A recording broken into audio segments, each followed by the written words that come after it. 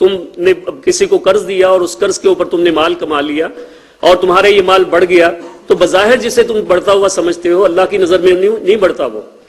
اور جو کچھ تم دیتے ہو زکوٰۃ کی صورت میں اللہ کی راہ میں خرچ کرتے ہو، جو بظاہر تمہیں گھٹتا ہوا نظر آتا ہے، حقیقت یہ ہے کہ وہ اللہ کی نظر کے اندر نہیں گھٹتا، اللہ کے ہاں اس کے اندر اضافہ ہے، اور اس کے اندر اللہ تعالیٰ جو ہے وہ اضافہ فرماتے ہیں، برکت عطا فرماتے ہیں۔ تو گویا یہ پہلی آیت ہے جو قرآن پاک کی مدینہ منورہ میں نازل ہوئی، سورہ روم کے اندر یہ آیت موجود ہے،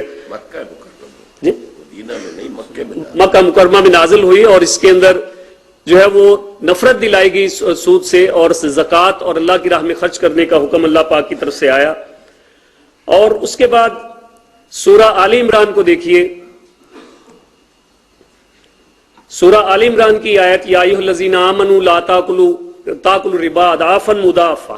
اے لوگو جو ایمان لائے ہو مت کھاؤ چڑھتا بڑھتا سود، یہ جو تم چڑھتا بڑھتا اضافہ ہوتا ہوا ملٹی پلائڈ جو سود کھاتے ہو یہ مت کھاؤ، اور واتقوا اللہ، اور اللہ کا تقوی اختیار کرو، اللہ سے ڈرو، لعلکم تفلحون، تاکہ تم فلاح پا سکو۔ تو گویا اگر فلاح چاہتے ہو، کامیابی چاہتے ہو، پراسپیرٹی چاہتے ہو، اس دنیا کے اندر کامیابی تم چاہتے ہو اور اخروی کامیابی تمہارا مطمع نظر ہے، تو پھر تمہیں اس معاملے سے باز آنا پڑے گا، اللہ کا تقوی اختیار کرو، اللہ سے ڈرو اس معاملے میں، یہ جو تم معاملہ کرتے ہو جس کے ذریعے تم مال و دولت کو حاصل کرنے کے لیے معاملات کرتے ہو، گویا اس سے تم باز آ جاؤ۔ اور اس کے بعد اگلی آیت آپ دیکھیے، یہ سورہ روم کے بعد سورہ توبہ کی، یہ میں آپ سے عرض کر چکا ہوں۔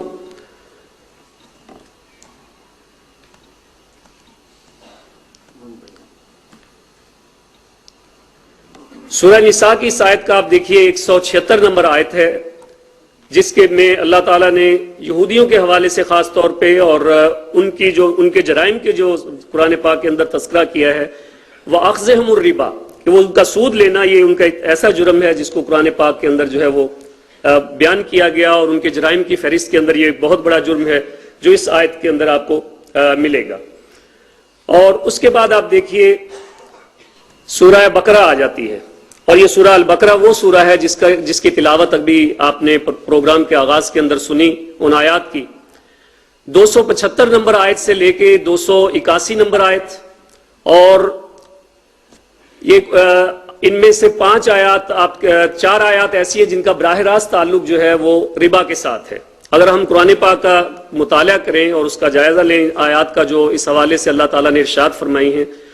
تو مفتی شفیع صاحب کے مطابق انہوں نے 7 آیات کو اس کے اندر شمار کیا ہے، لیکن اگر ہم اس سے ریلیٹڈ دوسری آیات کو بھی شامل کر لیں، اس میں تعداد میں تھوڑا سا اضافہ ہو جاتا ہے۔ تو ان آیات میں سے یہ آیات بڑی اہم ہے، جو کہ رسول اللہ صلی اللہ علیہ وسلم کے اوپر آپ کے دنیا سے وصال فرمانے سے پہلے آخری جو ایام تھے اس سے پہلے یہ آیات جو ہیں وہ نازل ہوئی ہیں، اور ان کا جو مضمون ہے اور اس کا موضوع جو ہے یہ بہت ہی قابل توجہ ہے، اور ان آیات کے اوپر لفظ بلفظ جو ہے وہ غور کرنے کی ضرورت ہے ہر اس فرد کے لیے جو اپنے آپ کو بچانا چاہتا ہے ان تمام معاملات سے جو اللہ اور اللہ کے رسول کے اندر کی نظر کے اندر جو ہے وہ بہت ہی قابل گرفت ہے۔ الذین یاکلون الربا، جو لوگ سود کھاتے ہیں، لا یقومون الا کما یقوم الذی یتخبطہ الشیطان من المس، وہ نہیں کھڑے ہوں گے قیامت کے روز مگر اس صورت میں کہ جیسے کسی جن نے کسی شیطان نے ان کو چھو کر پاگل کر دیا ہو، جیسے وہ مجنوں ہو گئے ہوں، مجنوں جیسی پاگلوں جیسی حرکتیں کر رہے ہوں، یہ کیفیت ان کی ہوگی قیامت کے روز۔ ذالک بانہم قالوا انما البیع مثل الربا، ان کا جرم کیا ہے، کس جرم کی پاداش میں ایسا ہوگا؟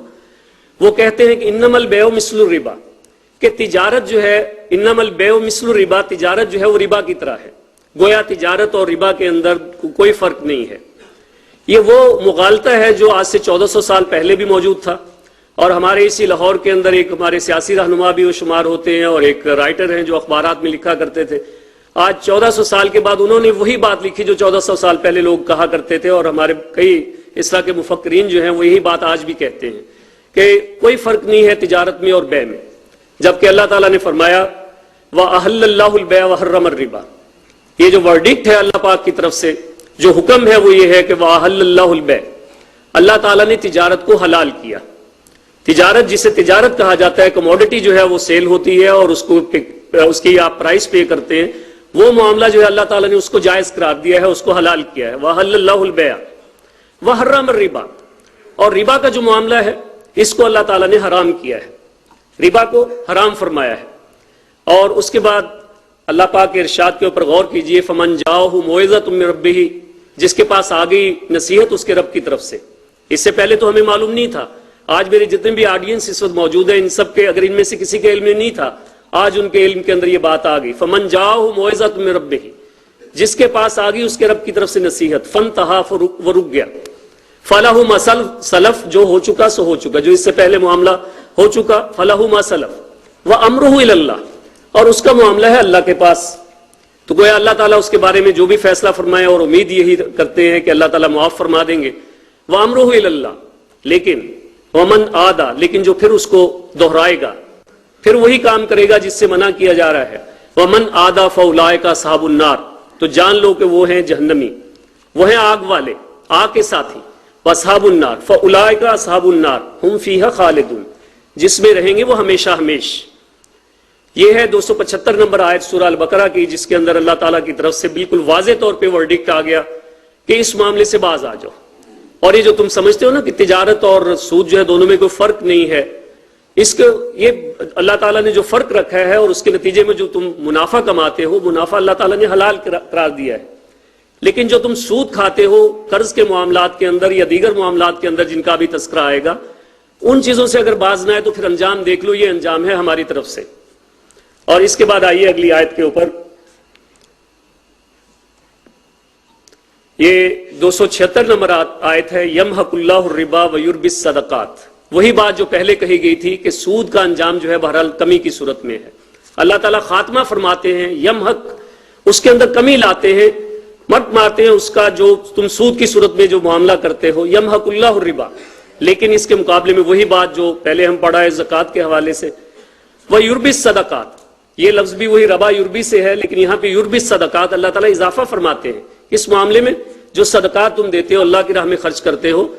اللہ کے ہاں اس کا معاملہ یہ ہے کہ اس کے اندر اضافہ ہوتا ہے، جو بظاہر تمہیں بڑھتا نظر آتا ہے، تمہیں اضافہ نظر آتا ہے، حقیقت ہے کہ اللہ کی نظر میں نہیں بڑھتا،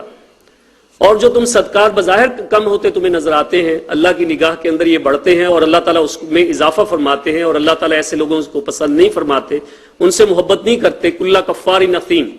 جو ناشکرے لوگ ہیں، جو کفار ہیں، اللہ تعالیٰ کی نعمتوں کی ناشکری کرنے والے ہیں اور گناہوں کے اندر ملوث رہنے والے ہیں، ایسے لوگوں کو اللہ تعالیٰ محبت ایسے لوگوں سے نہیں کرتے۔ اس لیے تمہارا معاملہ وہ نہیں ہونا چاہیے کہ جو ایسے لوگوں کا معاملہ ہے۔ اور اس کے بعد فرمایا ان الذین آمنوا وعملوا الصالحات، اب اس آیت کا براہ راست تعلق اس طرح سے ربا سے تو نہیں ہے، لیکن یہ کہ اس کے ساتھ اس کی وضاحت بھی کر دی گئی کہ ان الذین آمنوا وعملوا الصالحات، جو لوگ ایمان لائے اور جنہوں نے نیک عمل کیے، واقاموا الصلاۃ، جنہوں نے نماز قائم کی، وآتوا الزکاۃ، اور زکوٰۃ ادا کرتے رہے، لہم اجرہم عند ربہم، ان کا اجر ان کے رب کے پاس ہے، اللہ کے ہاں ان کا اجر جو ہے محفوظ ہے، ولا خوف علیہم ولا هم یحزنون، نہ ان کے لیے کوئی خوف کا مقام ہے، نہ حزن کی کوئی بات ہے۔ خوف ہوتا ہے آنے والے معاملات کے لیے، اور حزن ہوتا ہے گزرے ہوئے چیزوں کے لیے۔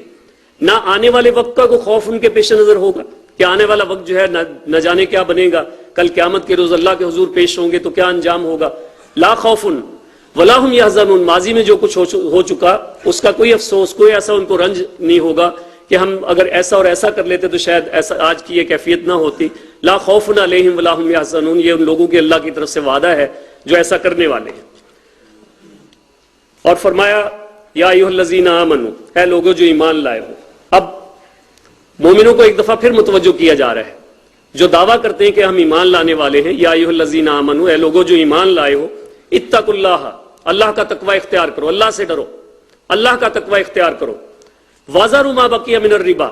اور چھوڑ دو جو تمہارا باقی رہ گیا ہے ربا کی صورت میں لوگوں کے ذمے، وَذَرُوا مَا بَقِیَ مِنَ الرِّبَا، جو ربا تمہارا لوگوں کے ذمے رہ گیا چھوڑ دو اس کو، ان کنتم مومنین، اگر ہو تم مومن، اگر تم دعویٰ کرتے ہو کہ تم ایمان لانے والے ہو، تمہارا اللہ اور اللہ کے رسول کی ذات کے اوپر ایمان ہے، اس قرآن کے اوپر ایمان ہے، تو پھر تمہارا معاملہ جو یہ ہونا چاہیے کہ آج سے توبہ کر لو، جو کچھ ہو چکا سو ہو چکا، لیکن آج کے بعد ایسا معاملہ نہیں، ان کنتم مؤمنین، اگر ہو تم مومن۔ اور فرمایا فَإِن لَّمْ تَفْعَلُوا، اب ذرا غور کرو، سوچو، تمہیں یہ بات کہی جا رہی ہے کہ ایمان لانے والوں باز آ جاؤ اس سے، لیکن فَإِن لَّمْ تَفْعَلُوا، اگر تم ایسا نہیں کرو گے، اگر تم باز نہیں آؤ گے اس معاملے سے، پھر سن لو